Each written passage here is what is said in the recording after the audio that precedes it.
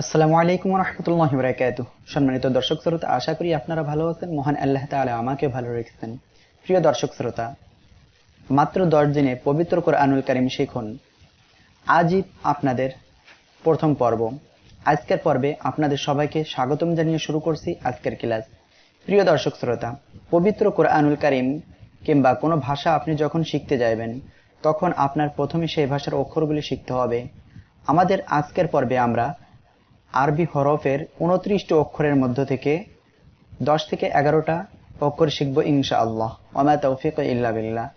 প্রিয় দর্শক শ্রোতা, এখন চলুন আমাদের আজকের ক্লাস শুরু করা যাক।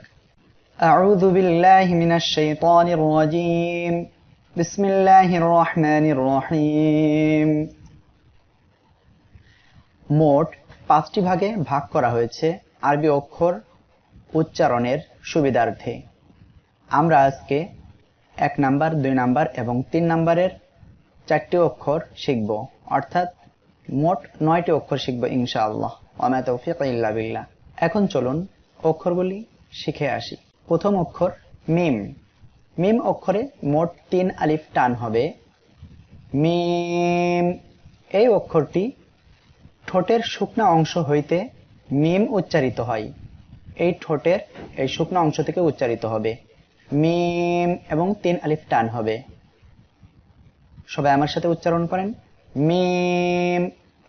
মিম অক্ষরের সংক্ষিপ্ত রূপ চেনার জন্য আমাদের মনে রাখতে হবে মিম এর প্রথমে একটু গোল মতো আসে।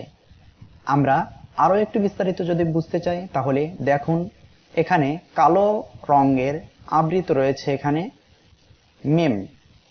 এই মুখটি যদি আমরা চিনে রাখতে পারি তাহলে মিম পবিত্র কোরআনে যেখানে আসুক আমরা চিনতে পারবো। হরকতের চিহ্ন। হরকত 3টি: জবর, জের, পেশ। প্রিয় দর্শক শ্রোতা, এখন চলুন আমরা আজকের অক্ষরের পূর্ণরূপগুলি দেখে আসি। শব্দের ভিতরে মিম পূর্ণ অবস্থায় আসবে এরকম, শব্দের শুরুতে এই অবস্থায় আসবে মিম, শব্দের মাঝখানে এই রকম দেখা যাবে, আর শব্দের শেষে আমরা এইভাবে পাবো। প্রিয় দর্শক শ্রোতা, এখন চলুন আমরা মিম অক্ষরকে পবিত্র কোরআনুল কারীমের সূরার অংশ থেকে খুঁজে বের করি। প্রথমেই বিসমি, এখানে মিম শব্দের শেষে আসছে পূর্ণরূপে। রহমানি, এখানে মিম শব্দের মাঝখানের রূপে। রহিমি, এখানেও শব্দের শেষ রূপে। আলহামদু, এখানেও মিম শব্দের মাঝখানের রূপে। আলামিন, এখানেও শব্দের মাঝের রূপ। আর রহমান, এখানেও শব্দের মাঝখানের রূপে আসছে মিম। রহিম, এখানে শব্দের শেষ রূপ। মালিকি, এখানে মিম শব্দের প্রথম রূপে আসছে। ইয়াউমি, এই মিমটা শব্দের শেষে আসছে এবং পূর্ণরূপ। প্রিয় দর্শক শ্রোতা, পবিত্র কোরআনে যেখানেই মিম অক্ষর থাকুক এখন ইনশাআল্লাহ আমরা চিনতে পারবো। আজকের দ্বিতীয় অক্ষর বা। এই অক্ষরে মাত্র 1 আলিফ টান হবে। সবাই আমার সাথে উচ্চারণ করেন, বা।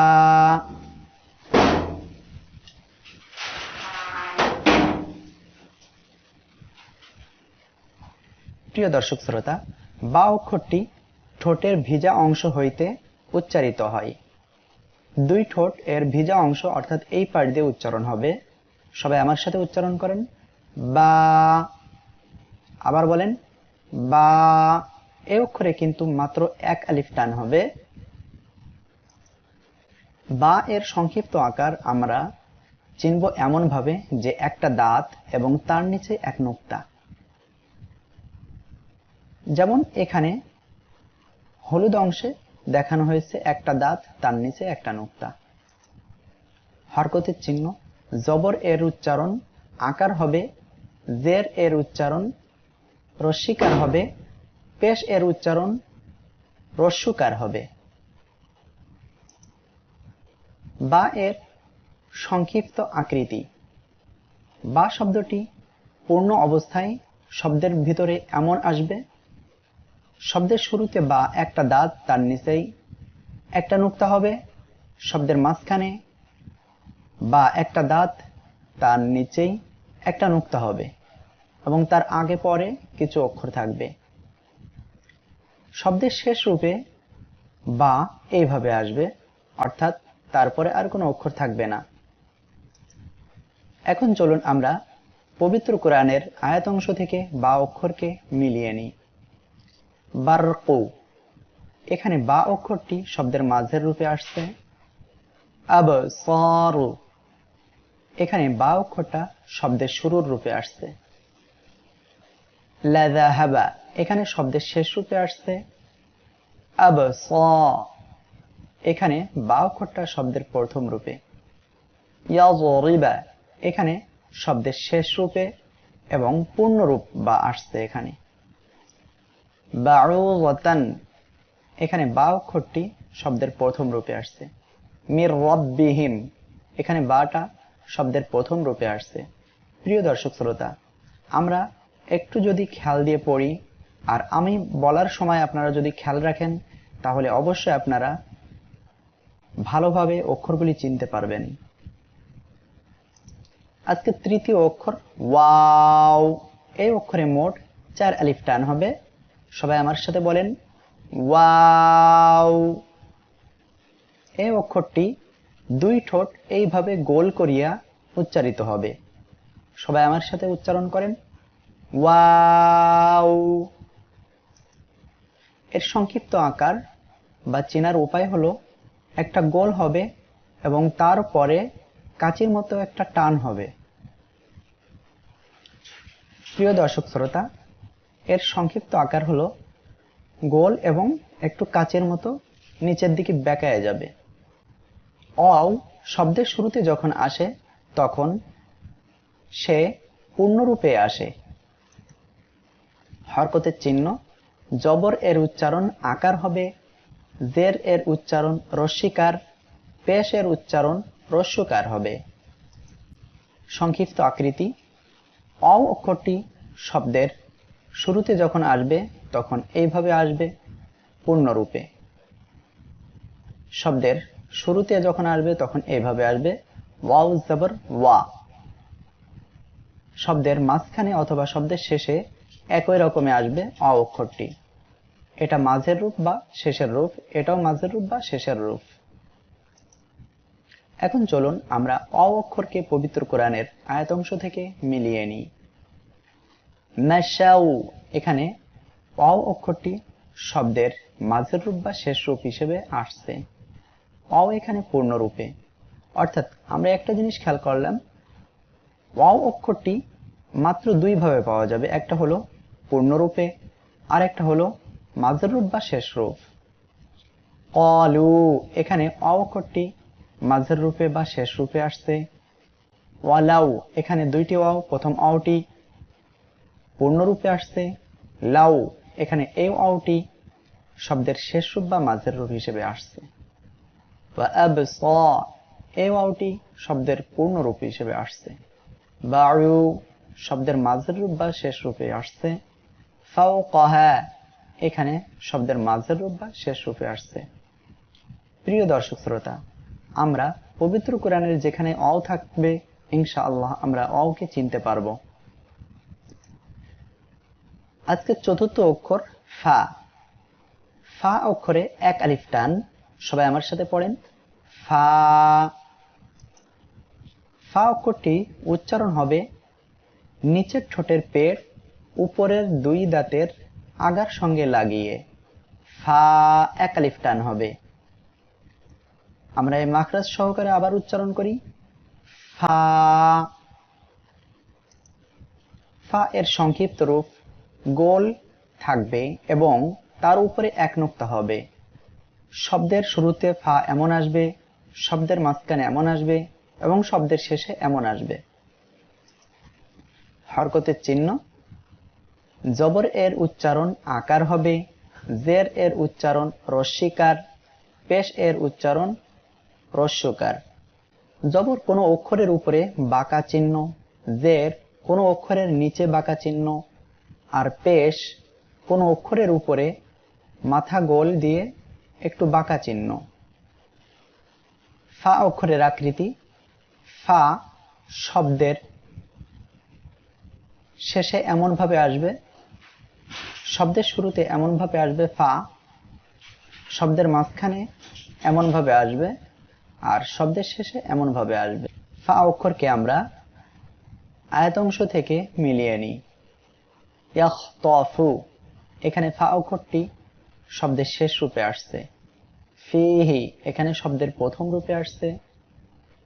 ফামা, এখানেও ফা অক্ষরের প্রথম রূপ। ফাওকাহা, এখানেও প্রথম রূপ। ফাআম্মা, এখানেও প্রথম রূপ। ফায়ালামুনা, এখানেও শব্দের প্রথম রূপ। খলফাহা, এখানেও প্রথম রূপ। আজকের পঞ্চম অক্ষর আলিফ। আলিফ অক্ষর এমন একটি অক্ষর যে অক্ষরে কোনো টান নাই। আলিফ অক্ষরটি আমাদের মুখের খালি জায়গা থেকে উচ্চারিত হবে। সবাই আমার সাথে উচ্চারণ করেন, আলিফ। আলিফ উচ্চারণের সময় প্রথমে একটা ধাক্কা হবে, তারপরে আমরা যখন শেষ দিকে যাব উচ্চারণের, তখন নিচের ঠোঁটের পেট উপরে দুই দাঁতের আগার সঙ্গে লেগে হালকা বাতাস বের হবে। আলিফ।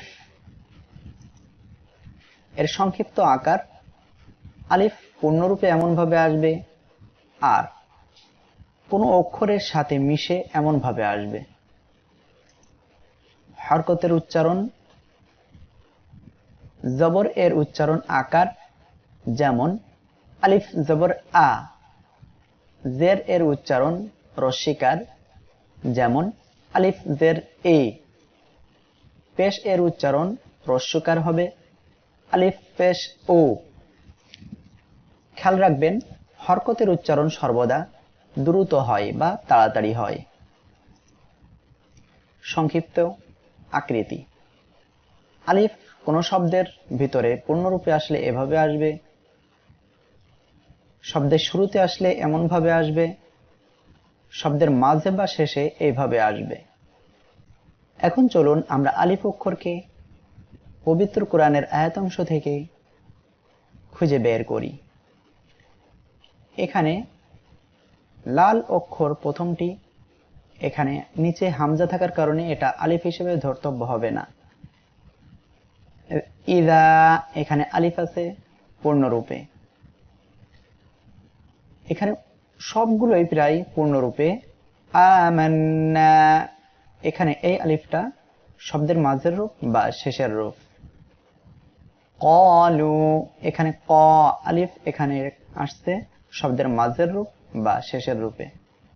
ইন্না, এখানেও শব্দের মাঝের রূপ বা শেষের রূপ। ইন্নামা, এখানেও শব্দের শেষ রূপে আসছে। আজকের ষষ্ঠ অক্ষর জিম। জিম অক্ষরে মোট 3 আলিফ টান হবে। সবাই আমার সাথে উচ্চারণ করেন, জিম।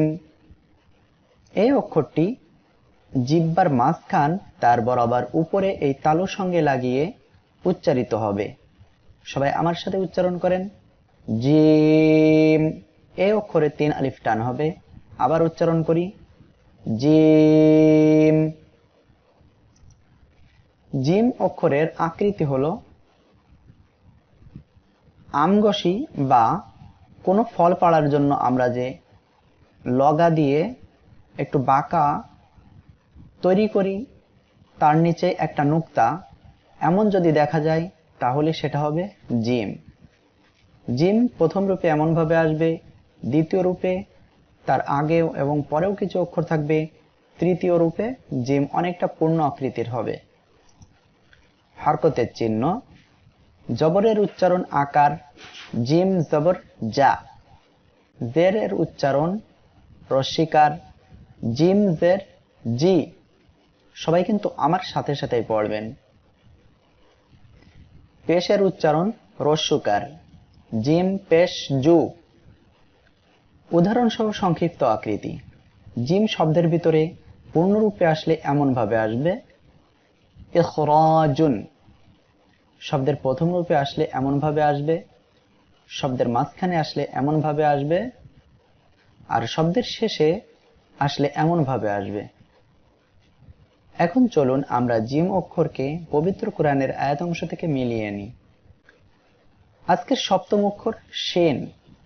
শিন অক্ষরে 3 আলিফ টান হবে। সবাই আমার সাথে উচ্চারণ করেন, শিন। আবার উচ্চারণ করি, শিন। শিন অক্ষরটি জিহ্বার মধ্যখান তার বরাবর উপরে তালুর সঙ্গে লাগিয়ে উচ্চারিত হয়, শিন। শিন অক্ষর চেনার উপায়, 3টি দাঁত হবে এবং তার উপরে 3টি নুক্তা হবে, তখন সে অক্ষরটি হবে শিন। সবাই আমার সাথে বলেন, শিন। শিন অক্ষর প্রথমে আসলে এমন আসবে, শব্দের মাঝখানে আসলে এমন ভাবে আসবে এবং শব্দের শেষে অনেকটাই পূর্ণ আকৃতির আসবে এমন। হরকতের চিহ্ন, জবরের উচ্চারণ আকার, যেমন শিন জবর শা। জের এর উচ্চারণ রস্যিকার, যেমন শিন জের শি। পেশ এর উচ্চারণ রস্যকার, যেমন শিন পেশ শু। উদাহরণ সহ সংক্ষিপ্ত আকৃতি, শব্দের ভিতরে যখন শিন পূর্ণভাবে আসবে তখন এমন ভাবে আসবে, শব্দের প্রথমে আসলে এমন ভাবে আসবে, শব্দের মাঝখানে এমন ভাবে আসবে এবং শব্দের শেষে অনেকটাই পূর্ণ আকৃতির এমন ভাবে আসবে। এখন আমরা শিন অক্ষরকে পবিত্র কোরআনের আয়াত অংশ থেকে মিলিয়ে নিই। আরশি, এখানে শিন অক্ষরটি পূর্ণরূপে আসছে। মাশাউ, এখানে শিনটা শব্দের মাঝখানের রূপে। ওয়ালাউ শা, এখানে শব্দের প্রথম রূপে। বাতশা, এখানে শব্দের শেষ রূপে এবং পূর্ণরূপ। লাশাদীদ, এখানে শিন শব্দের মাঝখানের রূপে। বি'সা মাশতারাউ, এখানে শিনটা শব্দের প্রথম রূপে। মাইয়াশা, এখানে শব্দের মাঝের রূপে। আজকের অষ্টম অক্ষর হলো ইয়া। ইয়া অক্ষরে 1 আলিফ টান। ইয়া অক্ষরটি জিহ্বার মধ্যখান তার বরাবর উপরে তালুর সঙ্গে লাগিয়ে উচ্চারিত হয়। সবাই জিহ্বার মধ্যখান তার বরাবর এই উপরে তালুর সঙ্গে লাগান, তারপরে উচ্চারণ করেন আমার সাথে, ইয়া ইয়া। ইয়া এর আকৃতি এমন হবে, শব্দের প্রথমে যখন আসবে একটা দাঁত এবং তার নিচে 2টা নুক্তা। শব্দের মাঝখানেও আসলে এমন আসবে, একটা দাঁত তার নিচে 2 নুক্তা। আর শব্দের শেষে আসলে অনেকটাই পূর্ণ আকৃতির ইয়ার মতো আসবে। তবে কিছু কিছু সময় এরকম চিহ্ন এসে তার নিচে কোনো নুক্তা হবে না। হরকতের চিহ্ন, জবরের উচ্চারণ আকার, ইয়া জবর ইয়া। জের এর উচ্চারণ রস্যিকার, ইয়া জের ই। পেশ এর উচ্চারণ রস্যকার, ইয়া পেশ ইউ। উদাহরণ সহ সংক্ষিপ্ত আকৃতি, ইয়া অক্ষরটি শব্দের ভিতরে পূর্ণ আকৃতিতে এমন আসবে, শব্দের প্রথম রূপে 1 দাঁত এবং তার নিচে 2 নুক্তা। আর শব্দের মাঝখানে আসলে এমন আসবে, 1 দাঁত এবং তার নিচে 2 নুক্তা। তার আগেও কিছু অক্ষর, পরেও কিছু অক্ষর থাকবে। ইয়া শব্দের শেষে আসবে এমন। এখন চলুন আমরা পবিত্র কোরআনের আয়াত অংশ থেকে ইয়া অক্ষরকে মিলিয়ে নিই। সুম্মা ইস্তাওয়া, এখানে ইয়া অক্ষরটি পূর্ণরূপে আসছে। আলাল, এখানে এই ইয়া অক্ষরটি আসছে শব্দের শেষ রূপে। আইয়াকফুরু, এখানে ইয়াটা শব্দের শুরুর রূপে। বাগয়ান, এখানে মাঝের রূপে। আইয়ুনাজ্জিলা, এখানে ইয়াটা শব্দের প্রথম রূপে। আলা, শব্দের শেষ রূপে। মাইয়াশা, এখানে ইয়াটা শব্দের শুরুর রূপে আসছে। ফিহি, এখানে শব্দের প্রথম রূপে না, শব্দের মাঝখানের রূপে আসছে। আলা, শব্দের শেষ রূপে। ইয়াশা, এখানে শব্দের প্রথম রূপে আসছে। প্রিয় দর্শক শ্রোতা, এরপরের অক্ষর কফ। এই অক্ষর 3 আলিফ টান হবে। সবাই আমার সাথে উচ্চারণ করেন, কফ। এই অক্ষরটি জিহ্বার গোড়া তার বরাবর উপরে তালুর সঙ্গে লাগিয়ে দুই নুক্তাওয়ালা কফ উচ্চারণ হবে এমন। এই অক্ষরে 3 আলিফ টান হবে। জিহ্বার গোড়াটা তার বরাবর উপরে এই তালুর সঙ্গে আপনারা লাগান, আমার সাথে উচ্চারণ করুন, কফ। কফ অক্ষরের মূল বৈশিষ্ট্য হলো একটা গোল এবং তার উপরে 2 নুক্তা হবে। তাহলে আমরা চিনব যেখানেই থাকুক একটা গোল এবং তার উপরে 2 নুক্তা, তাহলে সেটি হবে কফ। হরকতের উচ্চারণ, জবরের উচ্চারণ আকার যেমন কফ জবর ক। জের এর উচ্চারণ রস্যিকার, কফ জের কি। পেশ এর উচ্চারণ রস্যকার, কফ পেশ কু। উদাহরণ সহ সংক্ষিপ্ত আকৃতি। কফ অক্ষরটি শব্দের ভিতরে অনেকটাই পূর্ণ অবস্থায় এমন আসবে, শব্দের শুরুতে এমন আসবে, শব্দের মাঝখানে এমন, এবং শব্দের শেষে অনেকটাই পূর্ণ আকৃতির এমন আসবে। পবিত্র কোরআনের আয়াতাংশ থেকে আমরা কফ অক্ষরকে মিলিয়ে নিই। কুল শব্দের প্রথম রূপে এখানে কফ অক্ষরটি এসেছে। ওয়ালা তাকরাবু এখানে কফটা শব্দের মাঝের রূপে আসছে। ওয়াকদ্দিমু এখানে কফ অক্ষরটা শব্দের প্রথম রূপে। ওয়াত্তাকু শব্দের মাঝখানের রূপে। মা খালাকাল্লাহ এখানে শব্দের শেষ রূপে অনেকটাই পূর্ণ আকৃতির। আহাক্কু এখানে কফটা শব্দের শেষ রূপে আসছে। আজকের সর্বশেষ অক্ষর কাফ। কাফ অক্ষরে 3 আলিফ টান হবে। এই কাফ অক্ষরে 3 আলিফ টান এমন হবে, কাফ। এই অক্ষরটি জিহ্বার গোড়া থেকে একটু আগে বাড়িয়ে তার বরাবর উপরে তালুর সঙ্গে লাগিয়ে কাফ উচ্চারিত হয়। কাফ পূর্ণ অবস্থায় তার মধ্যখানে পেঁচানো থাকবে। কাফ অক্ষরটি আমরা সবাই একসাথে উচ্চারণ করি, জিহ্বার গোড়া থেকে একটু আগে বাড়িয়ে তার বরাবর উপরে তালুর সঙ্গে লাগায়। এবার উচ্চারণ করি, কাফ। আবার বলি, কাফ।